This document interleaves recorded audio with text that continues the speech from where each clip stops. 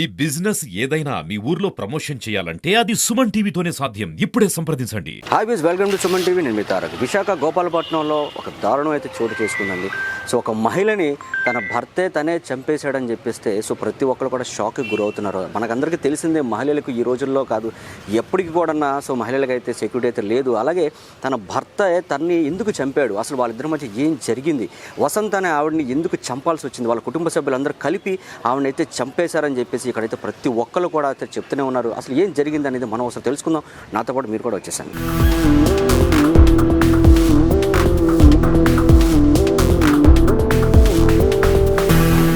So ఎవరైతే చనిపోయారో వసంత్ గారు మేనమామ ఉన్నారండి. ఒక్కసారి ఆయన ద్వారా ఒకసారి మనం తెలుసుకుందాం అసలు ఏం జరిగింది అనేది. నమస్తే అండి, మీ పేరు? నా పేరు వెంకటరావు అండి. వెంకటరావు గారు, అసలు వసంత్ గారికి వాళ్ళ హస్బెండ్కి ఏమైనా గొడవలు అవుతున్నాయి ముందు నుంచి? గొడవలు అంటే ఫస్ట్ నుంచి బాగుండరు, మధ్యలో నుంచి ఒక నెల తర్వాత నుంచి చిన్న హెరాస్మెంట్ ఎక్కువైపోయి దానివల్ల పిల్లల్ని ఇబ్బంది పెట్టి ఒక 2-3 సార్లు మన ఇంటికి వచ్చింది. మనం సర్టిఫికెట్లు పంపించడం జరిగింది, వాళ్ళ పెద్దలతో కూడా మాట్లాడడం జరిగింది. అవన్నీ బాగానే జరుగుతున్నాయి. మొన్న కూడా ఒక శనివారం వెళ్ళింది, 2 రోజులు ఇక్కడ ఉంది. వాళ్ళ అమ్మ దగ్గరికి వచ్చింది. అంటే పెళ్లి రోజు వస్తుంది కదా, 6వ తారీఖు పెళ్లి రోజు వస్తుంది. పట్టు చీర కొనమని వాళ్ళ అమ్మని అడిగితే పట్టు చీర కొన్నది వాళ్ళ అమ్మ, పంపించింది. ఎలాగో వస్తారు కదా పెళ్లి రోజుకని. ఆయన ఏంటంటే ట్యాబ్లెట్ డ్రగ్స్ ఏటో మనకు తెలియదు. ట్యాబ్లెట్ కంపెనీ ఓడి మామూలుగా ఎనీ టైం ఒక భార్యలా చూడకుండా నైట్ టైం అరేంజ్మెంట్ చేస్తాడు. 4 times 5 times పడుకోమని చేస్తే శరీరం సహకరించలేదని అన్ని దానికి ఆ తాడుతో ఉరేసాడని మా అనుమానం. మరి ఎలాగైనా ఇంట్లో చచ్చిపోయారు కాబట్టి ఆ అనుమానంతో మేము ఇచ్చేస్తాను. మీ మీడియా ద్వారా, మా పోలీస్ శాఖ ద్వారా, మా హోమ్ మినిస్టర్ ద్వారా, మా గవర్నమెంట్ ద్వారా ఏదో పోయిన పేరాన్ని తీసుకురాలేవు. ఆడికి ఆతలు మరో పిల్ల భయపడకుండా ఆడికి ఏదైనా శిక్ష విధించాలని మేము కోరుకుంటున్నాం. వాళ్ళ హస్బెండ్ కి, ఇప్పుడు ఎవరైతే వసంత్ గారు చనిపోయారో వాళ్ళ హస్బెండ్ కి ముందు పక్షవాతం అనేది వచ్చిందని చెప్పేసి విన్నాను. దాని తర్వాత మెడిసిన్ వాడడం దానికి సంబంధించింది కాదు, దీనికి సంబంధించింది. ఏదైతే సంబంధించిన యూట్యూబ్ లో చూసి ఏదో డ్రగ్స్ ఉన్నాయో అవి వాడి ఈవిని హెరాస్మెంట్ చేసేవారా, ఇలాగ నన్ను ఇబ్బంది పెడుతున్నాడని చెప్పేసి ఇంట్లో ఏమైనా చెప్పారా? వాళ్ళ అమ్మకి చెప్తే వాళ్ళ అమ్మ అన్నది మరి మామూలుగా అన్నిసార్లు కాదు కానీ చేస్తానని చెప్పారు. వాళ్ళ అమ్మ చెప్పారు. వసంత్ గారు చనిపోయే ముందు మీకు ఏమైనా ఫోన్ చేశారా? అంటే వాళ్ళ ఆయన మా మార్నింగ్ చేశారు. మా ఆయనకి ఇలా జరుగుతుంది రానవ్వలేదు అనేసి అంటే మేము నైట్ ఫోన్ చేసి ఏం జరుగుతుందమ్మా ఏమనంటే ఏం జరగలేదని ఫోన్ కట్ చేసేసి టాబ్లెట్లు పెట్టింది మాకు. తన వాడినవి, వాళ్ళ హస్బెండ్ వాడినవి. అవి పెట్టి ఇవి ఎందుకు వాడుతున్నాడో అడగండి, అప్పుడు అడిగి నన్ను ప్రశ్నించండి అన్నారు. హెరాస్మెంట్ అండి, ఇంకేం లేదు. ఇంకే అంటే ఇప్పుడు వీళ్ళిద్దరికి ముందు ఈ 1 year లోపు ఏమైనా గొడవలు జరగడం కానీ ఏమైనా కొట్టుకోవడం కానీ ఏమైనా జరిగినాయేమో? అంటే కొట్టుకోవడం అంటే వాళ్ళ అత్త హెరాస్మెంట్. ఈ పిల్లడు అప్పటి నుంచి మా టాబ్లెట్లు వేసుకుంటున్నాడంట. కాకపోతే తగులయ్యి మా ఇంటికి వచ్చేసింది. మేము మిడిల్ క్లాస్ వాళ్ళు వాడడం వల్ల అడ్జస్ట్ అయ్యి ఉండాలమ్మా చెయ్యాలమ్మా అని మంచి మాటలు చెప్పి పంపించేవారు. వాళ్ళ మరిది కూడా ఒకసారి వార్నింగ్ ఇచ్చాడు మా పిన్నికి, మీదే లాస్ట్, మీ కూతురు ఇంటికి రాదు,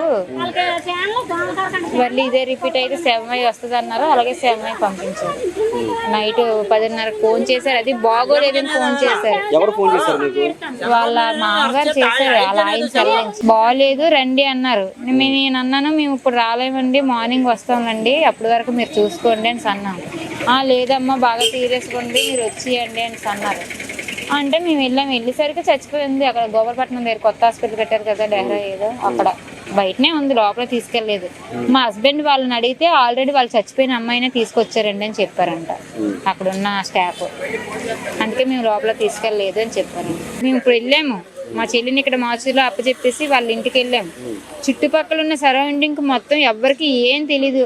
అవునా ఏం జరిగింది, అక్కడ వాళ్ళు మమ్మల్ని అడుగుతారు ఏం జరిగింది, ఎందుకు గోల పెడుతున్నారని. మరి వాళ్ళు ఎంత సైలెంట్ గా అక్కడి నుంచి ఇక్కడ తీసుకొచ్చారో చూడండి. నాకు 9:30 వరకు మాతో మాట్లాడింది. 10 గంటలకే చంపిస్తారు ఏమాత్రం. మాకు 10:53 ఫోన్ వచ్చిందంటే ఈ గంటలో మరి అక్కడి నుంచి ఇక్కడ మరి మనుషులు పిలిచి తీసుకురావడం. ఒకడో చిన్న మనిషి కాదు, 4 3 మనుషులు అవుతారు. మా చెల్లి అంత మనిషిని ఒకరు తీసుకురాలేరు, ఒకరు చంపలేరు. ఎవరి సాయం కుటుంబ సభ్యులందరూ లేకుండా. కలిపి చంపారంటారా? కుటుంబ సభ్యులు అంటే వాళ్ళ అమ్మగారు మహాకుంభమేళం జరుగుతుంది కదా, అక్కడికి వెళ్ళారంట. చనిపోయారు ఆ రోజు రాత్రి ఎంతమంది ఉన్నారు? వాళ్ళ హస్బెండ్, వాళ్ళ మరిది గారు, వాళ్ళ మామగారు, మొత్తం ముగ్గురు కలిపి చంపారంటారా? ముగ్గురు కలిపి చంపారు. ఇంకా కుర్రోళ్ళు వచ్చారని తెలుస్తుంది, మాకు తెలీదు. హెల్ప్ అయితే వాళ్ళ ఆయన ఒకడైతే చెయ్యడు, ఈ తాళితో చేశారు. అందరూ కలిపి గ్రూప్ గా కలిపి ఆవిడని చంపడం అయితే జరిగిందండి. వాళ్ళ హస్బెండ్ అయితే ఒక్కలైతే చంపడానికి అంత ధైర్యం సరిపోదని అంటున్నారు. అది ఎంతవరకు నిజం? దాన్ని అది తనంతలో తన ప్రాణం తీసుకున్నంత అమాయకురాలు కాదు. ఆ పిల్ల గడుచుది, తెలివైంది, అంట్లోనూ కూడా తెలివైంది.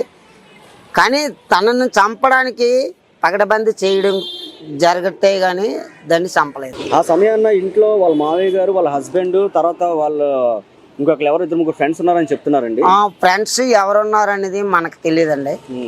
కానీ ఆయన బాటిల్తో మంచం కింద నెట్టాం నీళ్ళు తీసుకొని ఆయన అంటే ఆయన ఒంగోని తీసుకొని ఆయన బాడీని తీసుకొచ్చి మామూలుగా అంబులెన్స్లకు ఫోన్ చేసి ఎక్కించినంత ఆయనకి శక్తి కాదు. దానికి ఎవరో సంబంధికులు ఉంటే గానీ ఆయన ఆ బాడీని తీయలేడు. ఆయన చనిపోయిన తర్వాత ఆ బాడీని తీయాలన్నా ఆయనకి కొంతమంది హెల్ప్ కావాలి. ఎందుకంటే ఆయన పెళ్ళికి ముందే మాకు తెలీదు, ఆయన పెళ్ళికి ముందే కొన్ని పనిచేయవు. పనిచేయని విధంలో బాడీని తీయాలంటే 60 కేజీల బాడీని తీయాలంటే ఒక మనిషి చాలదు. నువ్వు తీయాలంటే నీ అంత వెయిట్ మీద తీయాలంటే నీకు ఒకరు సహాయం కావాలి, కానీ నీ అంతలో తీనేవు. అలాంటి మనిషిని 11:35 నిమిషాలకి అంబులెన్స్ వెళ్ళిందంట, పోలీసులతో సహా. మామూలుగా వెళ్ళలేదు, పోలీసులతో సహా వెళ్ళి అంబులెన్స్ మీద ఎక్కి తీసుకొచ్చారు. అప్పటికి బాడీ చచ్చిపోయి ఉంటుంది. చచ్చిపోయి ఉండకుండా బాడీని తీయడానికి పోలీసులు రారు.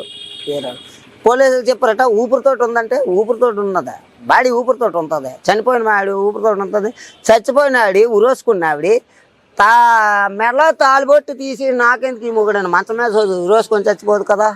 మంచం మీద ఉరోసుకొని చచ్చిపోయిన ఆవిడ మంగళసూత్రం మెడలో ఉంటేనే నాకెందుకు వచ్చింది ఈ మొగుడని ఉరోసుకొని చచ్చిపోద్ది. కానీ తాళిబొట్టు తీసి కింద పడేది కదా. తాళిబొట్టు తీసి పోలీసులు వెళ్ళి ఎంక్వైరీ చేస్తాట. తాళిబొట్టు మంచం మీద ఉందంట. తాళిబొట్టు మంచం మీద ఉందట. ప్యాన్కేమో మూరడగుడ్డు ఉంది, జుత్తుకేమో మూరడగుడ్డు ఉంది. ఉరోసుకున్న ఆవిడ జుత్తుకు ఉరోసుకుంటుందా, మెడలో చున్ని వేసుకుని ఉరోసుకుంటుందా? అలాగంటండి. ఉరోసుకున్న క్లాత్కి సన్న సైకిల్గా ఎండుకుంటుంది. మెడలో చైన్ పాకెట్ మొత్తం ఆవిడ మెడలో బంగారం చైన్ ఆ లైన్ అంతా అలా ఉంది.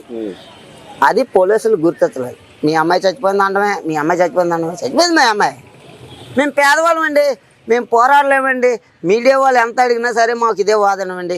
మాకు డబ్బు లేదండి, మాకు ధనం లేదండి. మాకు ఉన్న కాడికి 3 సెంట్లు మూలలు ఉంటే అది అమ్మేసి పెళ్లి చేశానండి. నాకు నీ ఊర్లోనూ కూడా నిలబడ్డాను, జాగం లేకుండా అమ్మేసి పెళ్లి చేశానండి. నాకు ఈ రోజుని నా కూతుర్ని, నన్ను చూస్తుంది అనుకున్న కూతుర్ని శవంగా నాకు అప్పచెప్పారండి. ఏమి చేస్తారో ఆ భగవంతుడికి దండం పెట్టి ఈ మీడియా వాళ్ళందరూ ఏం చేస్తారో, ఈ నాయకులు ఏం చేస్తారో, ఈ ఎమ్మెల్యేలు ఏం చేస్తారో, ఈ ఎంపీలు ఏం చేస్తారో, ఈ ముఖ్యమంత్రి. మీది ఏ ఊరు? మాది అసలు ఊరు కళ్లింపూడి అండి. మేము నివసించేది ఎదురువాడపాలెం అండి. నెలకి 3,000 రూపాయలు అద్దె కట్టుకొని మొగుడు బెల్లాలను కూలి పని చేసుకొని రూపాయి వెనక్కి వేసుకొని పిల్లలకి పెళ్లి చేసుకుని. అల్లుడు ఏం చేస్తుంటాడు? ఆయన ఉన్నోళ్ళండి కళ్యాణ మండపం రన్ చేస్తారండి. ఇసుక తోట, నాయుడు తోట, కళ్యాణ మండపం, కృష్ణాద్రి. వీళ్ళిద్దరితో లవ్ మ్యారేజా లేకపోతే అరేంజ్ మ్యారేజ్ అండి. పెళ్లి పెద్దలు కూడా ఇక్కడే ఉన్నారండి. పెళ్లి కూతురుసిన ఆవిడ మాత్రం రాలేదు. పెళ్లి కూతురు ఆవిడ వస్తే ఈవేళ నా కూతురుకు ముందు దాన్ని చంపుతాం, అది మాత్రం పక్క. మేము అలాగని నరకోతలం కాదు, కొరకోతలం కాదు. మాకేదో మా పేదోళ్ళం కాబట్టి ఏదో మీకు విన్నపించుకుంటాను. నేను కూలి పని చేసుకుంటానండి. గుడాంసలోకి వెళ్తాను. ఏదో నాకు ఒక 350, 650 రూపాయలు కూలి వస్తుంది. అందులో నేను 200 డ్రింక్ చేసేస్తాను, ఒక 100 రూపాయలు ఇంటికి ఇస్తాను. అలాగా రూపాయి పోగొట్టుకొని పిల్లలకు పెళ్లి చేసుకున్నాను. ఆ విధంగా చేసుకొని నా పిల్లల్ని నేను పోసుకున్నాను. నేను వాళ్ళు వచ్చినప్పుడు కూడా నేను చెప్పాను నాకు ఆడ ఆస్తి లేదు అంగలేదు ఇంత పెడతాను ఇంత ఇస్తాను అని చెప్పేసి కూడా చేసాం. మాకు నచ్చింది మాకు అమ్మాయి నచ్చింది ఇంత అమ్మాయి నచ్చిందని చేసుకున్నారు. మాకు ఈరోజు ఈ నిషేధాన్ని మా చేతుల్లో పెట్టేవారు. పెళ్ళయి ఒక 4 సంవత్సరాలు 5 సంవత్సరాలు అయితే మాకు బాధ లేకపోను. ఎందుకంటే ఇది ఏదో తప్పు చేసింది ఇదేదో తప్పు చేసింది వీళ్ళు చంపేశారు అని అనుకుందాం. పెళ్ళయి 11 నెలలు కూడా కాలేదు ఒక అమ్మాయిని అర్ధారణంగా చంపేసి బాడీని మాకు అప్పగించారంటే ఇలాంటి మూర్ఖుల్ని ఏం చేస్తామని అనుకుంటుందో మీ మీడియా మీ నాయకులు ఏం చేయాలని అనుకుంటుందో అది చేసి మాకు చూపించండి. అంతే మాకు చాలు. ఆ ఎమ్మెల్యేనా ఎంపీ అయినా సీఎం అయినా డిఎం అయినా మాకు న్యాయం కావాలని మేము కోరుతున్నాం తప్ప డబ్బు కావాలని మీకు మేము ఇప్పుడు కూడా ఆ లాయర్లు పెట్టుకొనియండి ఎమ్మెల్యే పెట్టుకోండి మాకు లాయర్లు పెట్టుకుని సొంత లేదు. మీరు రమ్మంటే లాయర్ రమ్మన్నారని పిలిచారనుకోండి కోర్టు ముందుకెళ్ళి ఏడ్చుకొని కూర్చొని మీరు వెళ్ళిపోయి మీ టైం ఏంటంటే ఇంటికి వెళ్ళిపోవడమే తప్ప మాకు లాయర్కి ఇచ్చే రూపాయి ఇచ్చే సమర్థత కూడా మాకు లేదు. అది కానీ నాకు న్యాయం ఏం చేస్తారో ఆ ప్రభుత్వం ఏం న్యాయం చేస్తుందో అది నాకు న్యాయం చేయాలని నా కూతురికి న్యాయం చేయాలని నేను కోరుకుంటూ నమస్కారం. ఏదైతే ఇప్పుడు అమ్మాయి అయితే చనిపోయిందో వాళ్ళ హస్బెండ్ నాగేంద్ర, సో ఆయన అయితే శారీరకంగా చాలా వీక్ అండి అని చెప్పేసి ఇక్కడ ఉన్న ప్రతి ఒక్కరు అడుగుతూనే ఉన్నారు, ప్రతి ఒక్కరు కూడా చెప్తున్నారు. సో ఎందుకంటే ఆయన వాళ్ళ భార్యని సెక్షువల్గా చాలా ఇబ్బంది పెడుతున్నాడు ప్రతిరోజు అని చెప్పేసి నరకం చూపిస్తున్నాడు అని చెప్పేసి ఇక్కడ వాళ్ళ కుటుంబ సభ్యులు అయితే చెప్తూనే ఉన్నారు. ఆయన శారీరకంగా కలవడానికి కొన్ని మెడిసిన్స్ అయితే వాడుతూనే ఉన్నాడు. ఆ మెడిసిన్ ప్రభావం వల్ల తన భార్యను అయితే రాక్షసుడిలాగా హింసిస్తున్నాడు అని చెప్పేసి ప్రతి ఒక్కరు కూడా వాళ్ళ కుటుంబ సభ్యులు అయితే చాలా దారుణంగా అయితే ఏడుస్తూ మరి చెప్తూనే ఉన్నారండి. సో మాకైతే న్యాయం జరగాలని చెప్పేసి వాళ్ళ కుటుంబ సభ్యులు అయితే అడుగుతూనే ఉన్నారు. ఎందుకంటే మేము రోజువారీ కూలిగా మేము చేసుకుంటూ మా పిల్లలందరూ మేము పెంచి పోషించామని చెప్పేసి వాళ్ళైతే చెప్తూనే ఉన్నారు. సో మాకైతే న్యాయం జరగాలని చెప్పేసి ప్రతి ఒక్కరు అంటూనే ఉన్నారండి. So cameraman Rajesh Tarak, Suman TV, Vizag.